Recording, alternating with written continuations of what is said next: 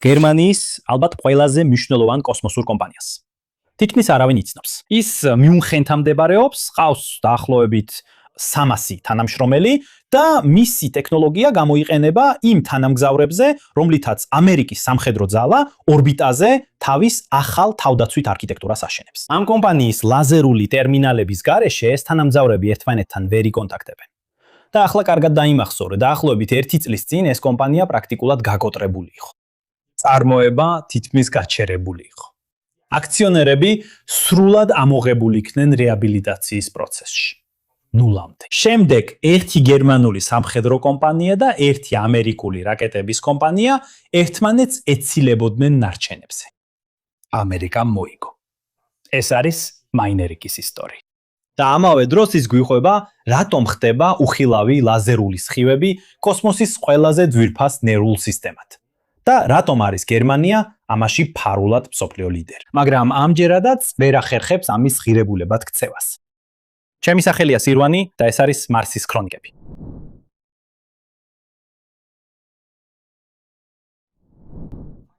დავითხოვთ ტექნიკით, რადგან მის გარეშე ვერ გაიგებ ამ აჟიოტაჟს.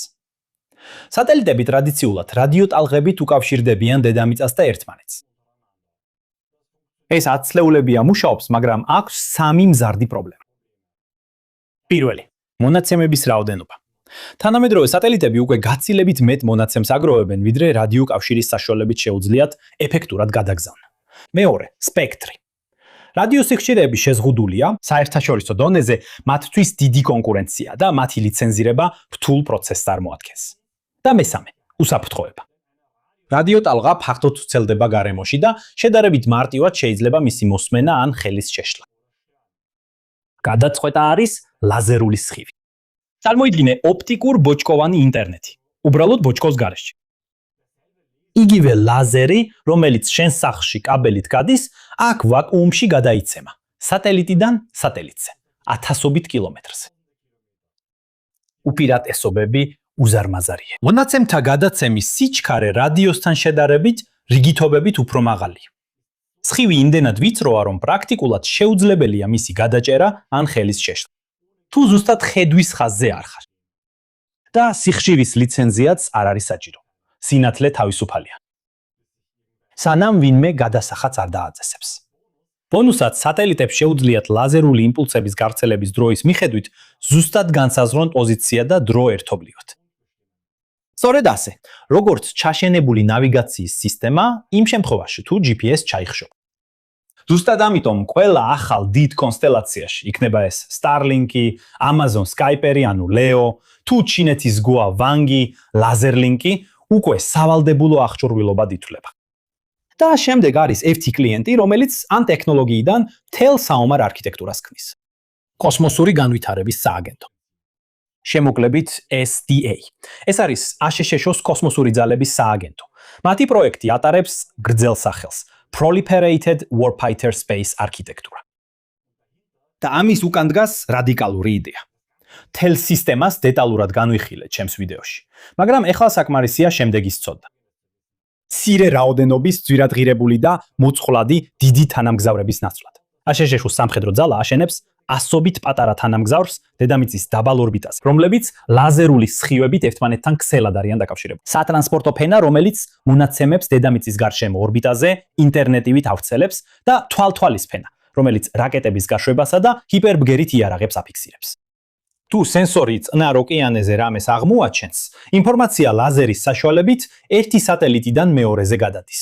სანამ ის წამებში ან წამების მეასედებში მსოფლიოს მეორე მხარეს მდებარე გადამჭერ ბატარეამდე მივა, ამ ქსელისთვის SDA თავის მომწოდებლებს საერთო სტანდარტს ავალდებულებს. ყოველი ლაზერული ტერმინალი უნდა გადასცემდეს მინიმუმ 2.5 გიგაბიტს წამში და შეძლოს ყველა სხვა მწარმოებლის ტერმინალთან კომუნიკაცია. ამ სტანდარტმა თავად შექმნა ეს ბაზარი. რადგან მოულოდნელად რამდენიმე კომპანიას შეეძლო ერთსა და იმავე შეკვეთებზე კონკურენცია, ისე რომ სამხედროები ერთ მომწოდებელზე აღარ იყვნენ დამოკიდებული. და SDA-ის მიერ შერჩეულ ტერმინალის მომწოდებელთა ჯგუფში ზუსტად 4 სახელი ფიგურირებს. მათგან 2 გერმანულია. პირველი არის მაინერიკი. კომპანია წარმოიშვა გერმანიის აეროკოსმოსური ცენტრის გარემოცვიდან და თავიდანვე ერთ კონკრეტულ საკითხზე სპეციალიზდა. ლაზერული ტერმინალების სერიულად წარმოება ძვირადღირებული ცალკეული ეგზემპლარების ნაცვლად. სხვათა შორის მაინერიკის აღმასრულებელი დირექტორი ბიულენდ ალტანი ერთ-ერთი პირველი თანამშრომელი იყო SpaceX-ში. მათი მთავარი პროდუქტი ქვია Condor Mark III. ტერმინალი სატელიტიდან სატელიტზე კავშირისათვის. აშენებულია SDA სტანდარტის მიხედვით და მონაცემთა გადაცემის სიჩქარე აღწევს 10 გიგაბიტს წამში. და მისი მომდევნო ვერსია, რომლის მიზანიც 100 გიგაბიტია, უკვე შემუშავების პროცესში.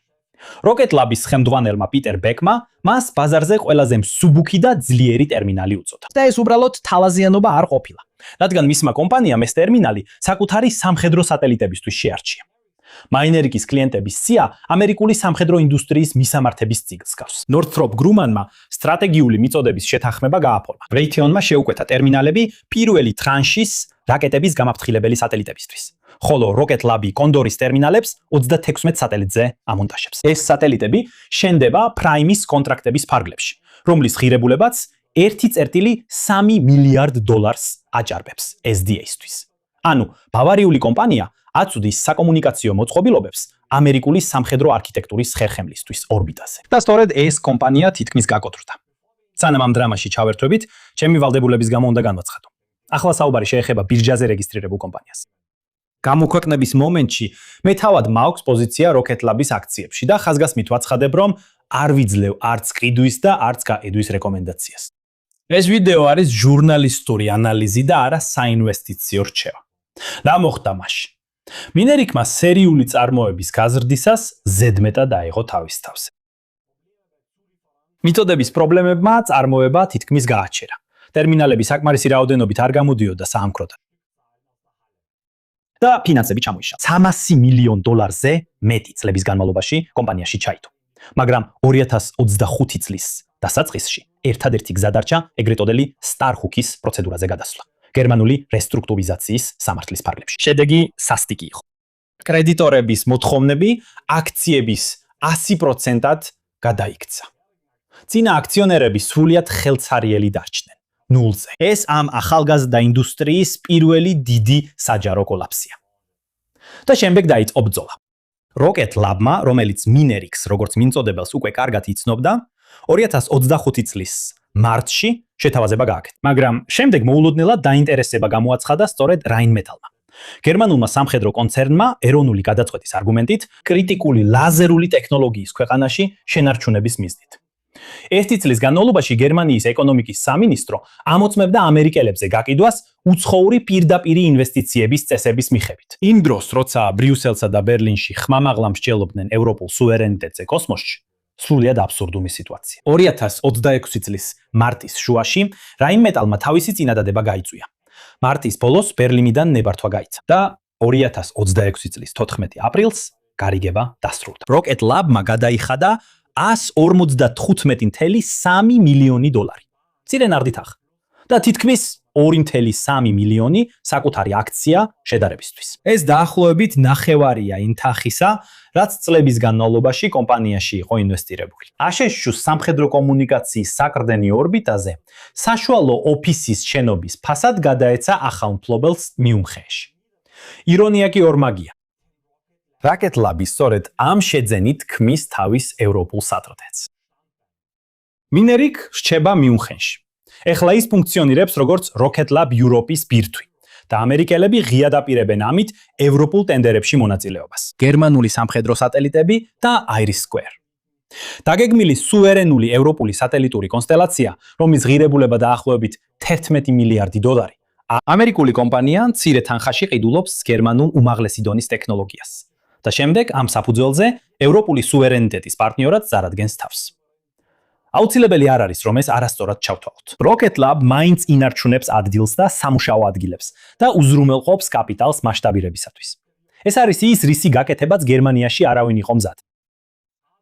მაგრამ ეს არის მაგალითი იმისა, თუ როგორ ავითარებს ევროპა სტრატეგიულ ტექნოლოგიას და შემდეგ ინდუსტრიალიზაციის გადამწყვეტ ეტაპზე ტოვებს ასპარეზს. ასეთი ან მსგავსი შემთხვევები უამრავია. და ეხლა მეორე გერმანულ სახელზე გადავიდეთ სიაში. რაც ამ ისტორიას კიდევ უფრო გამორჩეულს ხდის.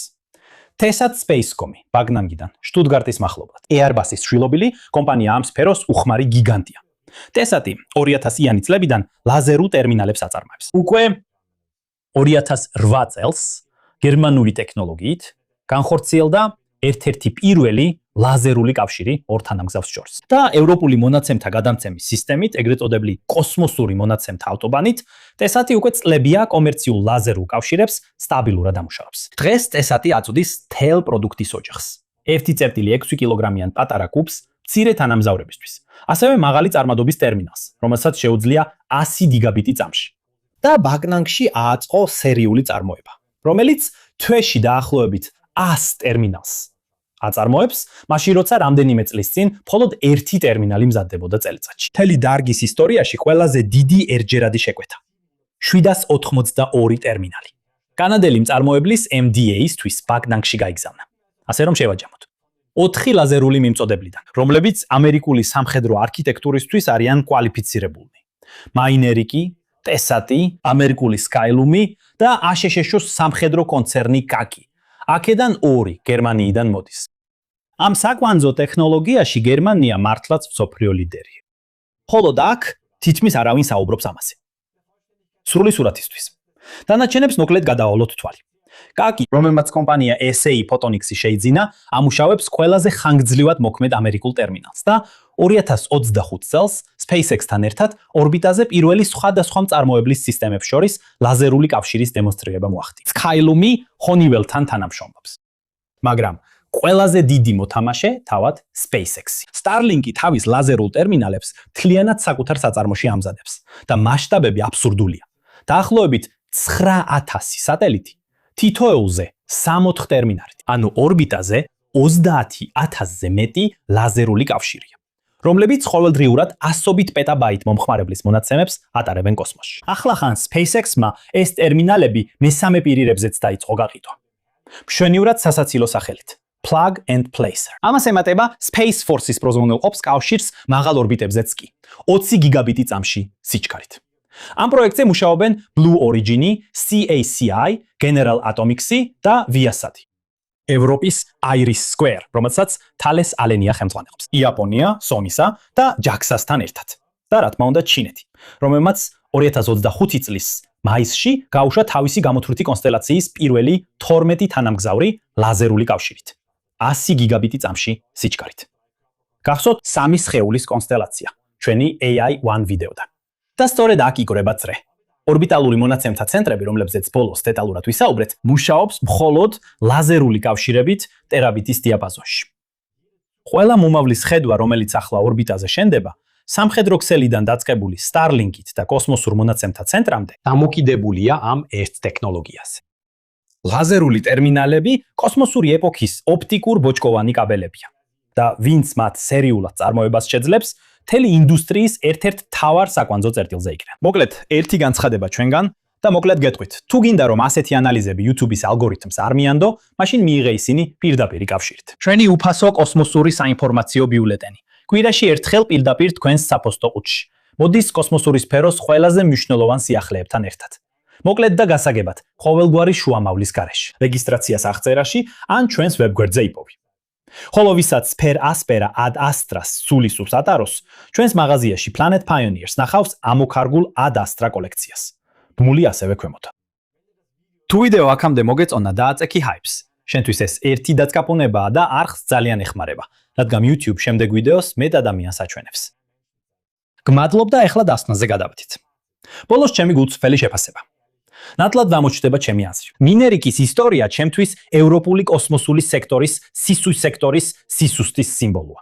და ეს უფრო ზუსტად გამოხატავს სიტუაციას, ვიდრე ნებისმიერი რაკეტის მაგალითი. აქ საქმე ტექნიკის ნაკლებობაში არ არის. ტექნიკა მსოფლიო დონის იყო. თავად ASHS სამხედროებმა აირჩიეს იგი. აკლდა ის, რაც შემდეგ მოდის. გრძელვადიანი კაპიტალი სერიული წარმოების რთული პერიოდისთვის. ევროპული ძირითადი კლიენტი, რომელიც როგორც SDA ადრე ადგენს სტანდარტებს და საიმედოდ უკვე თავს დიდი რაოდენობით. და პოლიტიკური ნება, რომ სტრატეგიული კომპანია კრიზისიდან გამოიყვანათ. როცა საქმე სერიოზულად გახდა, ევროპული გადაწყვეტა არ არსებობდა. ხოლო გვიანდელი რაინმეტალის წინადადება და ბოლოს გაყიდვა ამერიკაში დაბალ ფასად, ყოველ შემთხვევაში და ეს არის პირადი მხარე, სამუშაო ადგილები და ცოდნა მიუნხენში რჩება. სულ მცირე მოკლევადიან პერსპექტივაში. მართლა ასე დარჩება თუ არა, ამას შემდეგი წლები აჩვენებს.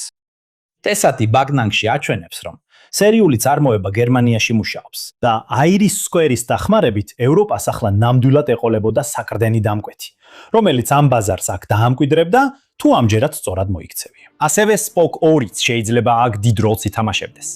ლაზერები უკვე დაფრინავენ. კითხვა მხოლოდ ისაა, ვის ეკუთვნის ისინი საბოლოოდ. ჩემი სახელია სირვანი და ეს იყო მარსის ქრონიკები. მადლობთ ყურებისთვის. პარასპარა. პერასპერა. პატასტრო.